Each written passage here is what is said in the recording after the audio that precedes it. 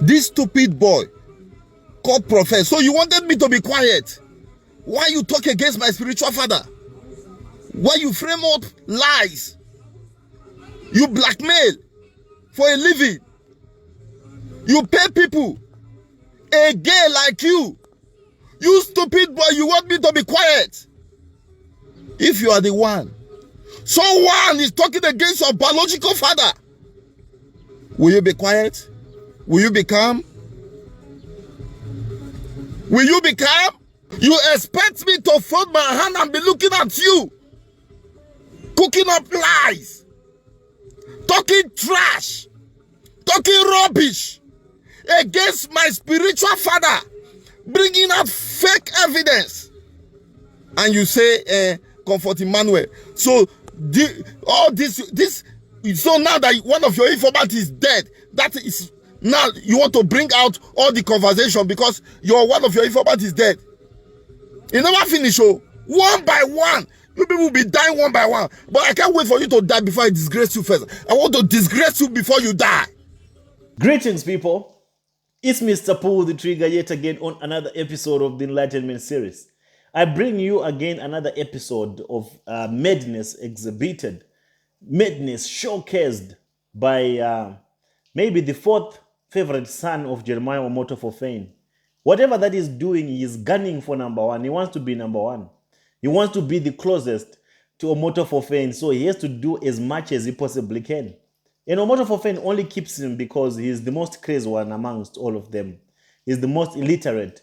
He's the one that doesn't reason, that doesn't think. I know most of you will say, no, this is a distraction. Don't keep posting this idiot. Don't keep doing. Listen, we are fighting for the flock. Do you know that there are still some people that are following this young charlatan, this baby charlatan, this vagabond called the Maker? In his church, there are families that have put their trust in him, hoping and thinking that their breakthrough will come through this baby charlatan called the Maker. That flock belongs to the kingdom of God, and we need to fight for them. So when I keep bringing some of his reckless utterances, I'm not doing it so that we can just push time and talk about his idiotic tendencies, but we also want to raise awareness to those people that follow him. You know, through your comments, they are going through everything.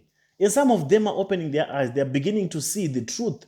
Because when you are in Nigeria, in this small shrine, you're not exposed to so much information and different ideas and analysis from different people. So when I put him through a cross, we are protecting the people that follow him, the people that have been lost, that have been deceived and made to believe that through this baby charlatan, their lives will change. And all that he's doing here is try to gain favors from Omoto for fame. He comes to defend Omoto for fame on a case that he has absolutely no idea of. Like, for instance, in this case, he's trying to defend Omoto for fame to say Omoto for fame is not responsible for the pregnancy of the young lady that recently passed away. That's what he's trying to say to people. That's what he's trying to do with this young lady that he used as damage control. That young lady that was claiming that, no, me and Comfort, we were lying. The father that impregnated Comfort, he went to Ghana or something like that. They're trying to clear Omoto for fame's name. But all I can say is, Omoto for fame, at first I thought you're not involved in this madness. But the fact that this baby charlatan has done another video, it means that you are approving everything. It means that you are all together in this whole damage control kind of madness, this marathon of trying to clear your image from this other case of Emmanuel Comfort, of Comfort Emmanuel. But how do you clear yourself from a case whereby you impregnated someone and someone beared a child for you? I know most of you will be saying, no, we need DNA test. They must do DNA test. We need to see. On that child, there's no need for DNA test. There's no need for DNA test. DNA test is just wasting money. Unless if we get to that point whereby you will say, let's do a DNA test. That's why I had to make sure that that child is moved to a secure location. Because doing a DNA test on that boy, on that little boy, it's a waste of time and money and resources. You don't need, even a blind man can tell you that, no, don't do DNA test. A blind man can feel, I don't know if you get what I'm trying to say. I just don't want to make the point that I want to make too clear, but there's no need for DNA test on that child. If you don't get it, forget about it. But this is one lesson that Omoto did not learn from Shepherd Bushiri. And maybe his associates, the Idahosas, the Okafos, the Iginlas, and stuff like that. But mainly from Bushiri. Bushiri has many concubines all over South Africa, all over the place, even there in Malawi. But there's no single day you hear a concubine of Bushiri coming out or claiming or making noise. You know why? He's very smart. He knows he has a weakness for women. And every time he impregnates someone, he looks after them. He gives them a life. He doesn't harass them. He doesn't threaten them. Bushiri might be bad in his own way, but when it comes to him being responsible to his children, no, I give him some stars for that. He looks after his concubines. He looks after his kids. He does everything to make sure that he provides for them. He would rather do services, programs, non-stop from January to December so that he looks after his extended family. He would rather come in and demand tithes from people, demand seeds so that he can finance his immoral lifestyle and make sure that his kids are safe, his children are safe, his baby mamas, his side chicks are all safe. There's no case that I've ever heard of Bushiri threatening his baby mama or any baby mama of Bushiri that ended up dying on a deathbed. No, we can accuse him of other things, yes, but when it comes to securing the lives of his baby mamas, Bushiri is number one. He's not only major one, but he's number one. He's the bestest that. He knows how to manage, all his side dishes. And I don't understand why Omoto did not learn from the likes of Bushiri. This is what Omoto should also do.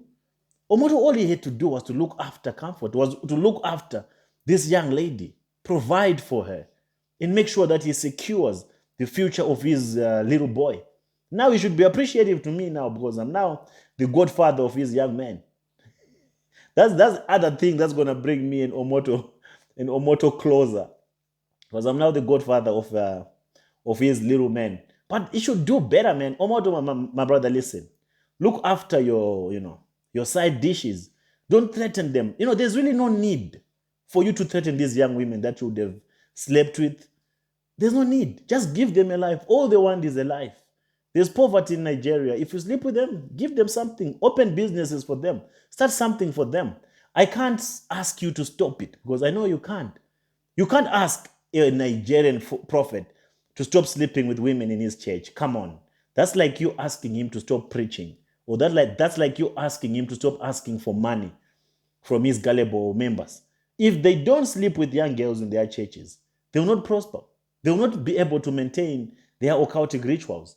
Sex is something that is a condition to their occultic advancements. They can't do without sex. You'll be shocked how many young girls they sleep with. And some of you think, oh, they love sex too much. Oh, they love. No, they don't. Most of the time, 99% of the time, it's not even them that are engaged in the intercourse. But it's the spirit that is actually upon them that causes them to always want to be, to always wanting to be. And the power, the energy for this, it's sufficient for the rest of the year. They can have 5 girls in a day, 6 girls, 10. Okay, it sounds like I'm exaggerating, but ask me. To those that know, to those that are close to these men, you should ask me. The Chris Okafos, they can't live without it. They can't live without it. They're sexual predators. They are all over. Anything in a skirt is their biggest weakness. Especially Okafu. Okafu can't resist anything in a skirt. I once said this, that if you were to put a dress, a miniskirt on a tree, you see Okafor making moves on it. It's just their in thing. Not just Okafor, Iginla. Iginla divorced the wife to come and marry this one from South Africa. Huh? The level at which they do these things. It's someone sent me a message again about Iginla, telling me that he's still doing it. I'm not shocked when it comes to matters of this nature. I'm not shocked.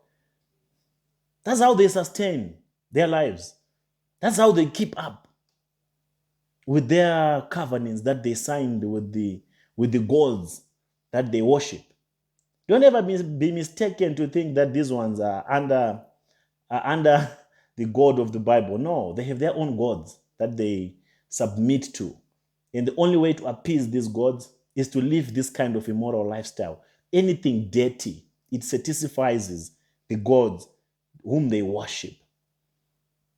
So we can't get them out of this, sexual immoralities. You can't. That's just a lie. We can try, but you can't. But what can we do? We just have to raise awareness to the young sisters who are still attending these shrines, to the mothers who have daughters that are still going to these churches. You'll never know that your daughter is sleeping with the prophet. You'll never know. They'll put a spell on your daughters to a way that she will never reveal to the family. You'll see your daughters loving church so much. And you'll be happy that, oh, my child is going to church. Everything's going to be well with my child. But you are selling out the future of your child, my sister, my brother. Don't allow them to go to these shrines. If you are a parent in Nigeria and you have your daughters going to these shrines, to the Okafos, Omotos, come on. Don't do it. They are selling their souls without them knowing. These young ones, they are being bribed with money. They get given 200,000 naira, 300,000 naira. And they will start buying iPhones. That's all they want. Little material things. But they don't know what they are losing in the process. They don't know what they're losing in the process. So the main reason why I had done this video, why I did this video, I wanted you to listen to the reckless utterances of this baby charlatan, the fourth or the fifth favorite son of Omoto. He's nowhere near to be the first son, to be the one that is mainly loved by Omoto. This one is fighting so hard, to be close to Omoto by doing these useless videos that he has been doing, acting as if he's supporting Omoto, but he does not know what he's supporting. He's just blindly making noise. Oh, Comfort this, Comfort died, and then you, prophets, you are next. You know what? Just listen to him, and we can analyze him. Do we even need to analyze him? But just for the sake of showcasing his ignorance and also alerting the people that follow him to know that they are also in darkness. They are being led by a blind man. We can't even say this one now. To say this one is occultic, come on, we're exaggerating. This one is nowhere near occultism. This one is just a natural born Yahoo, a fraudster. This one is just a fraudster. It's just a thief, a Yahoo, a scammer who has managed to use the Bible also and the pulpit to lie and steal from people. But there's no power here. We can't even say this one is a witch doctor. But he can get, witchcraft things if he has to. He has the ability, he has the potential to do it, but no power here. Don't even be worried when you hear him cursing to say, oh, me, I'll do this. You have touched the anointing. Come on. This one is just an empty vessel. Don't even, if you are a follower of this one, don't even feel, the prophetic dawn that he talks about. There's nothing here. It's just an empty vagabond that has a big mouth. It's just a young boy with a big mouth. Just an illiterate, useless young boy that has nothing to do with his life. He does not know what to do with his life other than just coming to support charlatanism and supporting Omoto for fame so that he can maybe be closer to Jeremiah Omoto. But just listen to some of his reckless utterances and we'll discuss after. Hear this, prophets. There is nobody that ever fights with me and defeats me. Listen to me. I am talking with boldness because I know who I am. I know what I carry. I am not a baby charlatan. But with what I will do to you, you will know that my baby charlatan is different from the other baby charlatan. A record, a young lady you have been using. You promised to buy a car. You are paying them money to blackmail men of God, to give you useless information. All of you, get ready. You will go down for this. You shall be exposed, except I'm not a man of God. And I promised you before that I'm coming to South Africa to pick you up. If it did not happen, call me a bastard. Listen, there are some things that we don't just leave for God to fight. I know God will do his own, but we still need to act. And listen to me. How can this useless idiot come and be deceiving all of you on social media? You are following them. Clap your hand for him. Because of you now, the other lady is dead. Because of what you are doing. You are paying them money. Now the girl you promised to give money is calling you. You are busy in the call, declining the call. You promised to give her a car. Come and defend it. You are dead talking rubbish. Come and defend that audio record. Defend it. You know what they pepper me here. I wish you did. What I will do you, eh? You are useless. You are stupid. Listen, once I don't pick you, if I pick you, what did I go do you first, you go know yourself. Your brain that is not working well will begin to work well. You are trying to defend yourself that you don't know this is an arrangement, this and that. Who is Annabelle to you? Annabelle is ready to give us a lot of information about you. There are many people giving you information, of which he analyzed some of them. There are evidence of it. Look at Confronting, who gives you information all the time, commenting under your post. That shows that both of you are communicating. Now she is dead. Do you know what killed him? You are next in line to die. So you want us to keep quiet? You want me to keep quiet? Why you talk negative things against my spiritual father, Prophet Jeremiah Omoto? So you want me not to bring out that record? It means I have a dirty motive if I did not bring out that record. How do you expect a son to fold his hand while they are fighting his father? Okay, take for instance, if they are fighting your biological father, somebody is fighting your biological, will you fold your hand? Will you keep quiet? You are trying to bring down a man of no. Who God have lifted, you can't even bring him down. You can't do that because he's already lifted. It can't go down. I understand that only ripe mangoes are attract stone. But listen to me. There are things that we don't know, just keep quiet. We need to respond to it. If you are the one that received that kind of call, somebody called you and explained such thing to you, will you keep it? Won't you bring it out? Especially when it concerns your father, your spiritual father. And you want me to be quiet about it? Because I don't agree to give you information. I know how many times you chatted me. You tried to chat me so that I can give you information. Because I did not agree to give you information, you are doing this kind of rubbish. Okay, Emmanuel Comfort has been communicating with you for a long time. You did not bring out the chat. You did not talk about it. You did not. Now, she's dead. Listen to me. Now, Annabelle is confessing. Annabelle is facing challenges. And because of the challenge he's facing, she wants me to pray for her. If Papa Jeremiah can forgive her.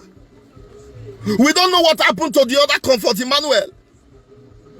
Listen, nobody fights grace and not be disgraced. And listen, mind the way you talk against men of God. You gullible followers that are following this useless prophets. I don't get to know what you people comment on that post. My own is profess. If I did not finish with you, I will not rest. Because you have done a lot. Enough is enough of all this your rubbish. You see, this is what we call borrowed confidence. You know, when someone who do not have the capacity to do what they're talking about, but all they can do is to talk about it. How many times has he given me ultimatums, and how many times has he promised to come to South Africa? I told him a long time ago. And I even told you people that if this one comes to SA, he will not return to Nigeria. That will be his last trip.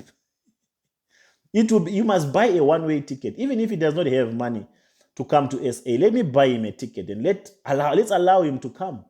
with Interpol, as he claims, to say, you come in, I'll come and pick you up from South Africa, I'll come and fetch you, come and arrest you. This is not Nigeria, people. This is not Nigeria. The way things work here, the way things operate, each and every city, it has its own kings. We are the kings of Johannesburg. I just hear them talking, wara, we'll get Prof X, we'll get Prof X, we'll go and pick Prof X from where? How? With what? The way that you control police people in Nigeria, you think that's how you come to South Africa and just call police. Let's go and arrest Prof X. Let's just go and... Hey, some people are untouchable. People like me here. I'm the one who can come to Nigeria and pick you there and bring you to SA. How many of you Nigerians here who are top-notch criminals, serious mafias, the brothers of Tompolo, they are here in prison in Sunny City. As mighty as they are, as mighty as Tompolo is in Nigeria, his brother is rotting here in prison.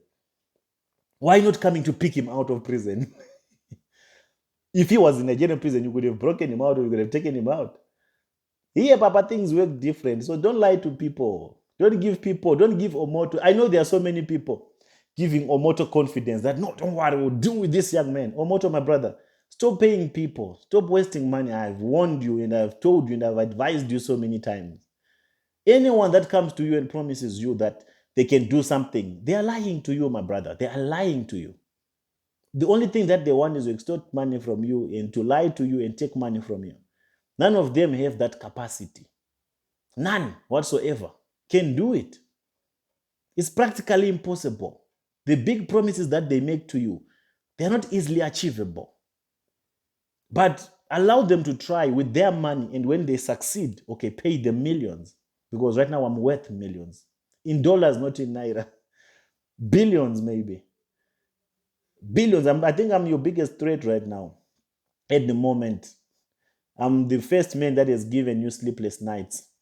But it happens, my brother. This is life. Every time you venture into falsehood, every time you do the wrong thing, every time you hate people, every time you harm people, karma knows your address.